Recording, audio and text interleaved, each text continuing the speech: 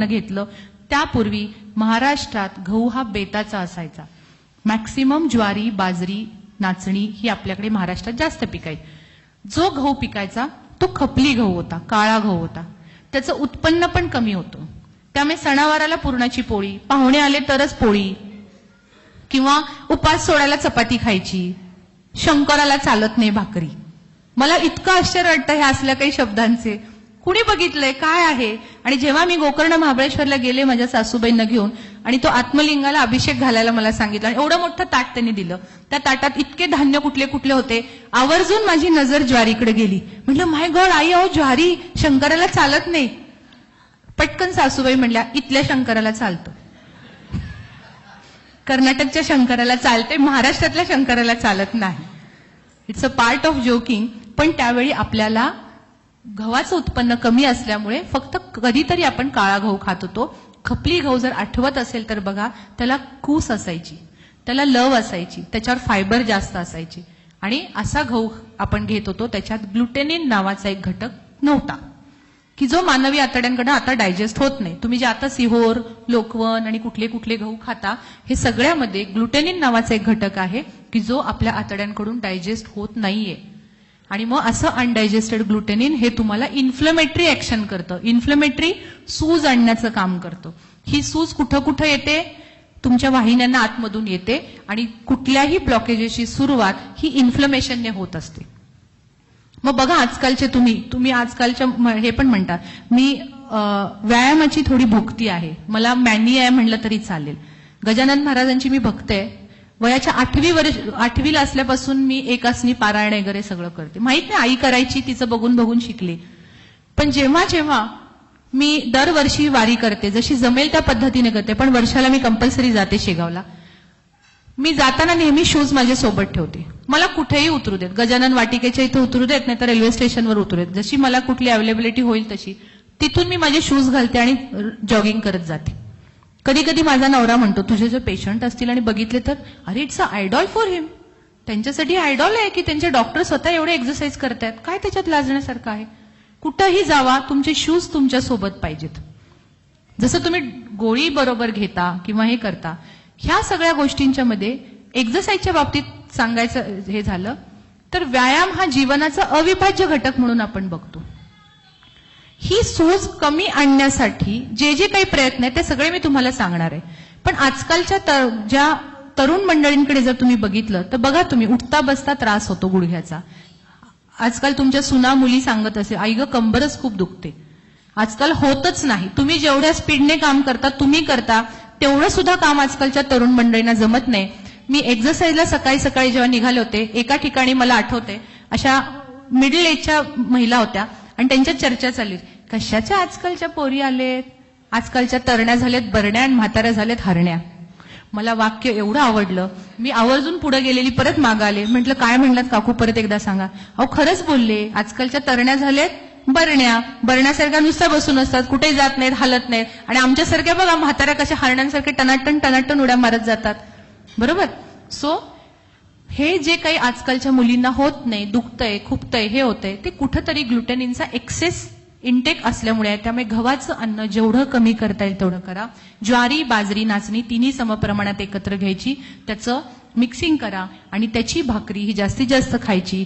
डायबेटिकची लोक असो किंवा कुणी असो, जसं भाकरी बरोबर भाजी तोंडीला लावता तसं उलट करा, भाजी बरोबर भाकरी तोंडीला लावा. कळलं? म्हणजे मॅक्सिमम भाज्या खा, मिनिमम कार्बोहायड्रेट्स घ्या. जेवढे कार्बोहायड्रेट इंटेक जास्त, जेवढे पिष्टमय पदार्थ तुम्ही जास्त खाल, तेवढा तुमच्यामधला डायबिटीज किंवा इन्फ्लमेटरी ऍक्शन्स ही तुमच्यामध्ये जास्त होणार आहे. त्यामुळे सगळ्या पेशंटना, सगळ्यांना मी सांगते, व्हॉट्सअप आणि फेसबुकसाठी इंटरनेटचा वापर करण्यापेक्षा अशा काही रिसर्चेससाठी वापर करा. काय आहे, का बरं मॅडम गहू नको म्हणतात, जावा एकदा रिसर्च करा, सांगा मुलांना, काढ रे मला सगळं माहिती काढून दे जरा. सगळी माहिती अवेलेबल असते, मराठीत असते, हिंदीत असते, सगळ्या लँग्वेजमध्ये असते. दुसरा गोष्ट आहे ती म्हणजे तांदूळ. पॉलिश केलेला तांदूळ वापरायचा नाही. कसं ओळखायचा पॉलिश केला नाही पॉलिश केला? पाण्यात टाकला, आरपार दिसला, पॉलिश राईस. इंडिया गेट, शक्ती भोग आणि कुठला कुठला कोहिनूर बासमती, ये बासमती, दावत बासमती, सगळे असेच असतात. सगळ्यात बेस्ट कुठला माहितीये? राशनचा तांदूळ. पाण्यात टाकला की पांढरा पांढरं पांढरं पाणी होतं. त्यामुळे जेवढा फायबर इंटेक, जेवढा राईस कमी करता येईल तेवढा करा. व्हेरी लिटिल क्वांटिटी आणि पॉलिश राईस घेऊ नका. तिसरा घटक आहे दूध किंवा दुग्धजन्य पदार्थ. जेवढे टाळता येईल तेवढे टाळा. त्याच्यामध्ये मला फार हे नाहीये, दुधामध्ये केसिन नावाचा एक घटक आढळतो आणि सगळ्यात महत्वाचं सॅच्युरेटेड फॅट असतं दुधामध्ये. आणि आपण जे दूध पितोय त्या गायी म्हशींना दूध वाढीचे इंजेक्शन दिलेले असतात, त्याचा परिणाम आपल्या डायजेशनवर होत असतो. त्याहीपेक्षा पुढचा घटक आहे तो म्हणजे साखर. डायबिटीज असो अगर नसो, साखरेपासून लांब राहा. त्याहीपेक्षा पुढचा घटक आहे तो म्हणजे मीठ. एक्सेस मीठ घेऊ नका. चवीपुरतं असेल ते हे करा. काही ना वरून खारट खायची सवय असते किंवा भजीवर वड्यावर एक्सेस मीठ टाकायचं आणि मग ते छान लागतं. खारवलेल्या मिरच्या, पापड, लोणची, एक्सेस खायची सवय. जेवढं टाळता येईल तेवढं टाळा. भाज्यांच्या बाबतीत सांगते, टॉप टू बॉटम पहिल्यांदा सांगते. जी मी पहिली सांगेल ती बेस्ट आणि जी सगळ्यात शेवटी सांगेल ती वाईट. बघा, पहिली पडवळ, दुधी भोपळा, दोडका, कारली, नवलकोल, कोबी, फ्लॉवर, भेंडी, गवारी, वांगी, बटाटा, वाटाणा, पावटा, हरभरा. काय मॅडम, भोगी झाल्यानंतरच बरं सांगितलं तुम्ही. वांगी, बटाटा, वाटाणा, पावटा, हरभरा. जेवढं कमी खाता येईल तेवढं खा. कार्बोहायड्रेट डाएट जास्त आहे, वातूळ आहेत पदार्थ आणि त्याने कॉन्स्टिपेशन जास्त होत असतं. ज्यांना पोट साफ होत नाही त्यांचं कोलेस्ट्रॉल शरीराच्या बाहेर पडणं हे थोडंसं मुश्किल जातं. त्याहीपेक्षा पुढची गोष्ट आहे पालेभाज्या सगळ्या खा, आवर्जून खा, काही प्रॉब्लेम नाही. फक्त पालेभाजी झाकून शिजवा.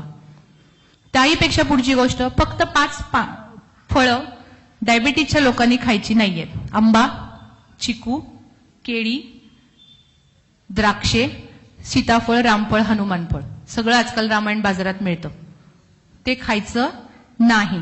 कलिंगड, टरबुजाची फोड एखाद्या वेळी ठीक आहे, पण बाकीची सगळी फळं ही चालतात. फळांचे ज्युसेस करून घेऊ नका. फळ अख्खं घ्या.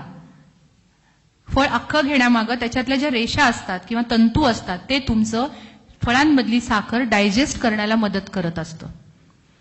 जास्तीत जास्त क जीवनसत्वाची फळं मॅक्सिमम खा. क जीवनसत्वाची फळं सांगाल? संत्री, मोसंबी, पेरू, आवळा, डाळिंब, स्ट्रॉबेरी, किवी फ्रूट. डॉक्टर, मला परवडत नाही. जी फळं सांगताय ती खूप महाग आहेत, मला शक्य नाही. परमेश्वर एवढा ग्रेट आहे की त्यानं लिंबू नावाचं एक असं फळ तयार केलं की जे गरिबांना सुद्धा परवडतं. खूप ग्रेट आहे तो. त्याने काही इकविल्या वेळी म्हणतं, आपण म्हणतो काय नशीब आमचंच हे बघा, किती छान छान फळं खातात, आम्हाला मिळतच नाही. काही नाहीये. परमेश्वराने पैसेवाल्यांसाठी पण काय केले आणि न पैसेवाल्यांसाठी केले. रोज एक लिंब आहारात ठेवा. त्याहीपेक्षा पुढची गोष्ट, ड्रायफ्रुट्सच्या बाबतीत 4 प्रकारचे ड्रायफ्रुट्स तुम्ही खायचे. नंबर 1 बदाम, अक्रोड, काळे मनुके, सुकं अंजीर. 8 ते 10 काळे मनुके, 1 सुकं अंजीर, 5 ते 6 बदाम आणि 1 अक्रोड. भिजवून खाल्लं उत्तम आहे, दाताला चांगलं आहे, थोडंसं व्हिटॅमिन ई पण डेव्हलप होतं. तसंच खाल्लं तरी चालतं. सकाळी उठल्या उठल्या हे जर तुम्ही तोंडात टाकलं आणि घोटभर पाणी पिऊन जर फिरायला गेला तर तुम्हाला पित्ताचा त्रास होणार नाही. आपल्याला काय सवय असते, उठल्या उठल्या पहिलं गॅसवर पातेलं, दूध टाकायचं, त्याच्यात चहा पत्ती टाकायची, अशी साखर टाकायची, अशी नाही, अशी साखर टाकायची आणि मग तो चहा गॅस कमी करायचा. मी इकडे झाडू मारायचा, इकडे काहीतरी करायचं, काय अजून चहा नाही झाला, नाही शिजायचा अजून चहा. चहा शिजवणं हा कन्सेप्ट कुठंच नसतो. आणि हा जो चहा आहे आपण पुणे करताना अमृततुल्य चहा म्हणतो. मला फार जेव्हा हे समजलं की हा सगळ्यात घातक चहा आहे, इतकं वाईट वाटलं की अख्खं एमडीची 3 वर्ष अमृततुल्य पिऊन पिऊनच घालवली. म्हणजे काय, आपण विषच पित होतो असं आमची बरीच चर्चा झाली त्याच्यानंतर. तर कृपा करून चहा तसा करायचा नाहीये. पाणी उकळलं की त्याच्यात चहा पत्ती टाका, थोडासा रंग पिवळसर चेंज झाला, गाळून घ्या, वरून किंचित दूध, शक्यतो घालू नका, आवडतच नसेल अगदी थोडंसं दूध घालायचं, पाव चमचा साखर, ती पण डायबिटीज नसेल तर, असेल तर ती पण घालायची नाही. आणि असा पानसट चहा हा तुमच्या शरीराला चांगला आहे. तुमच्या भाषेत बोलले ना, पानसट चहा. काय मॅडम, असा चहा पिण्यापेक्षा नाही पिलेला परवडला. उत्तम, काही नाही, उलट चांगलं वाक्य तुम्ही बोलता, मी हेच मला अपेक्षित आहे, नाहीतर उत्तम. पण शक्यतो हे घेऊ नका, त्रासदायक ठरेल तुम्हाला. किंवा वारंवार चहा पिण्याची सवय बंद करा. कारण शाकाहारमध्ये प्रोटीन कमी पडत असतं, कारण आपण वरण वगैरे जे खातो ती थोडीशी डाळ असते, वर थोडं पाणी असतं, जास्त पाणी घालतो. तर जास्तीत जास्त जेवढं घट्ट वरण खाता येईल, उसळी जास्त खाता येईल, प्रोटीन जेवढं घेता येईल तेवढं घ्या. त्याहीपेक्षा पुढची गोष्ट आहे, तेलाच्या बाबतीत कुठल्याही एका ब्रँडवर विसंबून राहायचं नाही. कुठलंही तेल घ्या, ऑलिव्ह ऑइल घ्या, जेव्हा ते उकळतं, स्मोक व्हॅल्यू पर्यंत जातं, तेव्हा त्याच्यामध्ये काय होतात, फॅटी ऍसिड चेंजेस येतात. त्यामुळे कुठलंही तडका बिडकाचा जो प्रकार आहे ना, तो तुम्हाला त्रासदायक ठरणार आहे.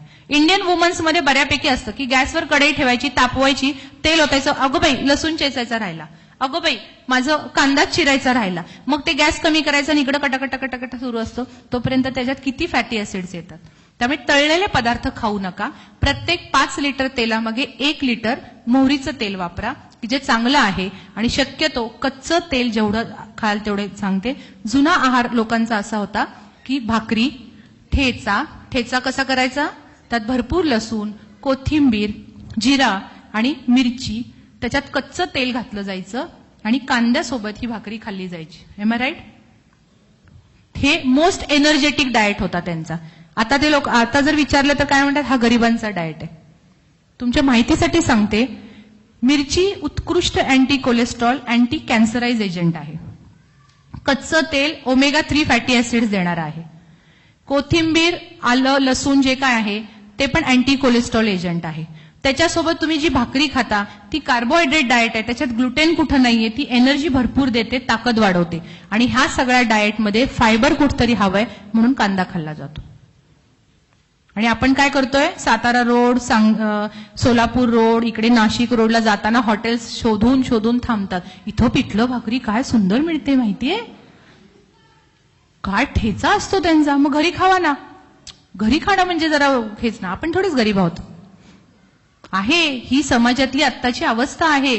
पैसे पे करून 100, 150, 200 रुपये ताटाला पे करतो, पण ते घरी खायचं म्हणजे नाही खाणार आम्ही. त्यामुळे आवर्जून खा. ह्याच्यामध्ये कुठंही तळलेले पदार्थ फक्त खायचे नाहीयेत. त्याहीपेक्षा पुढची महत्वाची गोष्ट आहे ती म्हणजे व्यसनांपासून लांब राहा. डॉक्टर अर्निश नावाचे एक सायंटिस्ट होते अमेरिकेचे. त्यांनी प्रिव्हेंटिव्ह कार्डिओलॉजीमध्ये बऱ्यापैकी खूप काम केलं. त्यांची एक स्टोरी मी तुम्हाला शेअर करायची. MBBSच्या पहिल्या वर्षाला असताना त्यांना अचानक खूप डिप्रेशन आलं. त्या डिप्रेशनमधून बाहेर काढण्यासाठी त्यांच्या बहिणीने त्यांना मदत केली. त्यावेळी तिथे अमेरिकेत एक इंडियन योग थेरपिस्ट असायचे. ते इंडियन योग थेरपिस्टकडे तिने सांगितलं की मी जाते, मला बराच फरक पडलेला आहे, तू पण चल, तुझं डिप्रेशन कमी येतंय का बघू. आणि ते तिथं जायला लागले आणि हळूहळू त्या डिप्रेशनमधनं बाहेर आले. नंतर त्यांनी त्यांचं MBBS पूर्ण केलं आणि त्या व्यक्तीचा हार्ट पेशंटकडे थोडासा जास्त कल वाढला. खूप रिसर्च केल्यानंतर एका मासिकात त्यांनी त्यांचं एक स्टेटमेंट डिक्लेअर केलं आणि त्या स्टेटमेंटला ऑर्निशचं तत्व असं नावाचं एक हे दिलं गेलं. त्या ऑर्निशच्या तत्वामध्ये काय होतं, सगळ्यात पहिलं तत्व, शाकाहार प्रेफर करा. जेवढा फायबर इनटेक वाढवाल तेवढा जास्तीत जास्त